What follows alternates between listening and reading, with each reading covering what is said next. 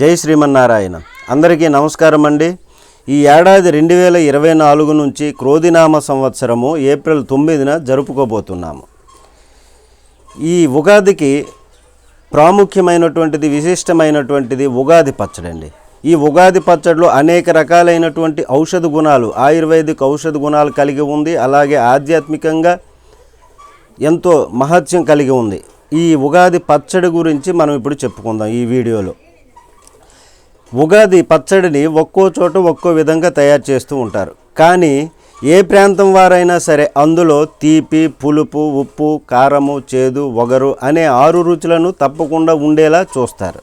ఈ పచ్చడి కోసం చెరుకు, అరటిపళ్ళు, జామకాయలు, మామిడికాయలు, వేప పువ్వు, చింతపండు, బెల్లము, జీలకర్ర, మిరియాలు వంటివి వాడుతూ ఉంటారు. ఇన్ని కలిపి చేసిన ఉగాది పచ్చడిని ఒక మహా ఔషధమని అంటారు పెద్దలు.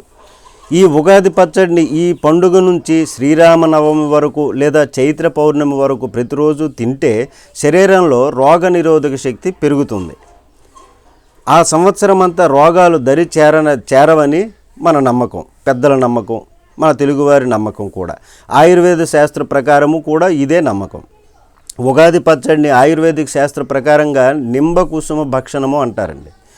ఋతువులతో వచ్చే మార్పుల వల్ల వచ్చే రోగాల నుంచి రక్షణగా ఈ పచ్చడిని ఔషధంగా తీసుకోవడము పూర్వం నుంచే ఆనవాయితీగా వస్తుంది. పచ్చడిలో ఉండే వేప పువ్వు కడుపులో ఉండే నులి పురుగులను చంపేస్తుంది. ఆటలమ్మ, అమ్మోరు లాంటి అంటు రోగాలను దగ్గరికి రానివ్వకుండా కాపాడుతుంది ఈ వేప పువ్వు. మామిడి యాంటీవైరస్ లక్షణాలు కలిగి ఉంటుంది. మిరియాలు జలుబు, దగ్గు, పైత్యాలను అదుపులో ఉంచుతుంది. బెల్లం రక్తాన్ని శుద్ధి చేస్తుంది. చింతపండు మలబద్ధకాన్ని, నీరసాన్ని తగ్గిస్తుంది. ఉప్పు ఎండాకాలంలో వచ్చే డీహైడ్రేషన్ని తగ్గిస్తుందండి.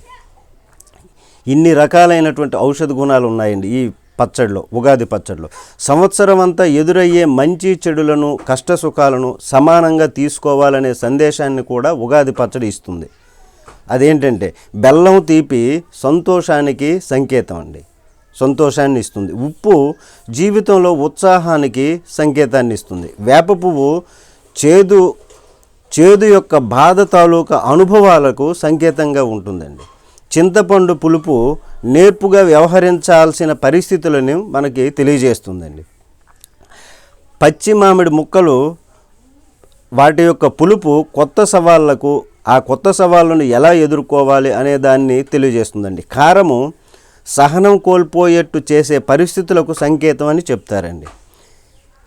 కాబట్టి ఈ ఉగాది పచ్చడిని అందరూ కూడా పెందలాడే లేచి శుభ్రంగా స్నానం చేసుకొని, పూజ చేసుకొని, వినాయకుడికి పూజ చేయండి, అలాగే కలిపురుషుడికి పూజ చేయండి. ఈ కాలాన్ని మన ఆధీనంలో ఉండేలాగా మనం పూజ చేసుకుంటే ఆ భగవానుడు మనల్ని ఆశీర్వదిస్తాడు.